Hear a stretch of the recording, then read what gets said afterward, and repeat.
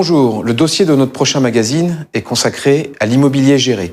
Plus exactement, la ruée des investisseurs institutionnels sur l'immobilier géré.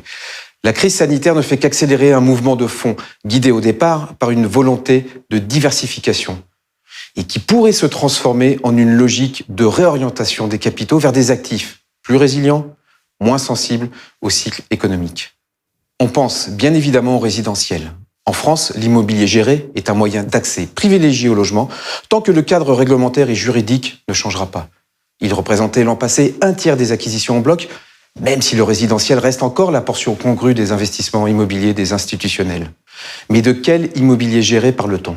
Des résidences étudiants, bien sûr, qui d'une approche fiscale deviennent un produit pour les institutionnels. Des résidences seniors services dont les concepts se multiplient et qui, à mesure que la population vieillit, devient un segment d'actifs stratégique.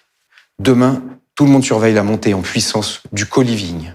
La récente signature d'un partenariat entre The Babel Community et la Banque des Territoires, c'est-à-dire la Caisse des dépôts, pour développer un portefeuille de co-living de 200 millions d'euros montre que l'on bascule du concept à la réalité opérationnelle.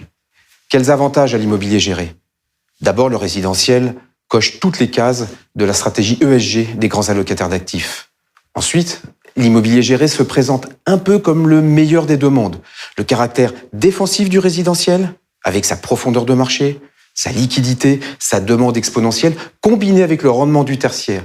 Juste un exemple, les résidences-services d'un grand investisseur institutionnel lui rapportent 75 points de base de mieux que le bureau prime. Finalement, le risque n'est pas tant dans le produit en lui-même, pour peu qu'on n'oublie pas les fondamentaux de l'immobilier, que dans le choix de l'exploitant. Et demain, l'immobilier géré pourra-t-il dépasser le cadre du seul résidentiel ? Ce modèle basé sur le triptyque investisseur, exploitant, locataire pourrait s'étendre à tous les secteurs immobiliers, à commencer par le bureau, où à la faveur de la montée en puissance du télétravail, il va falloir être un peu plus imaginatif que de proposer simplement des mètres carrés pour créer de la valeur, ou au moins la préserver.